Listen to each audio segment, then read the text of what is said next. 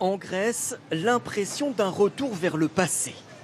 Après des années de rigueur imposées par l'Europe et le FMI, le gouvernement vient de prendre des mesures dites d'assouplissement fiscal.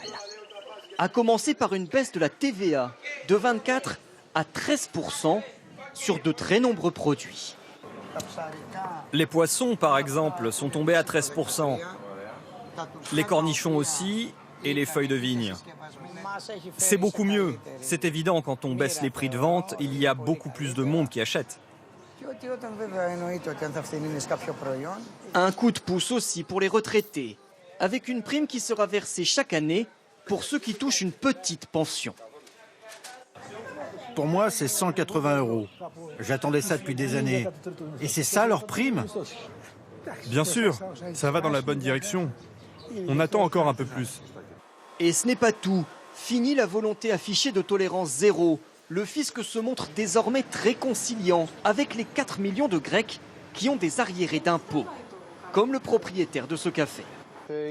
Ça, c'est l'accord que j'ai obtenu avec les impôts. Je devais une grosse somme, des charges sociales, des taxes. Environ 10 000 € d'impôts qu'il aurait déjà dû payer. Mais très officiellement, il a maintenant le droit de régler en 120 mensualités, sans intérêt, un étalement sur 10 ans. Selon lui, c'était vital. Sans ça, ça aurait été dur de continuer mon activité. C'était trop de taxes. Je risquais de faire l'objet d'une saisie par les huissiers. Des mesures officiellement pour donner un peu d'oxygène aux entreprises en difficulté. Mais certains souhaitent maintenant encore plus, comme cet ingénieur du son qui possède son studio d'enregistrement à Athènes. Cela fait 2 ans qu'il ne paye pas toutes ses cotisations et lui espère bien plus qu'un simple étalement des paiements. Les taxes ne sont pas justifiées. Les impôts sont trop élevés. Ce qui serait juste en réalité, c'est pas d'annuler ma dette fiscale, mais de la réduire. Mais c'est possible? Oui, c'est possible. Ça permettrait d'investir, de créer des opportunités pour les entreprises en réduisant ces taxes. Alors est-ce un retour au laxisme fiscal, en partie responsable selon beaucoup de la crise qui a frappé le pays?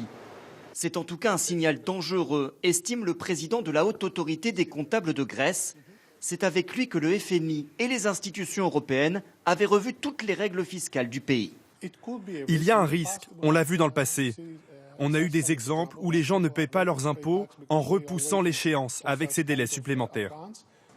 Les institutions européennes se disent inquiètes et considèrent que ces réformes vont dans la mauvaise direction.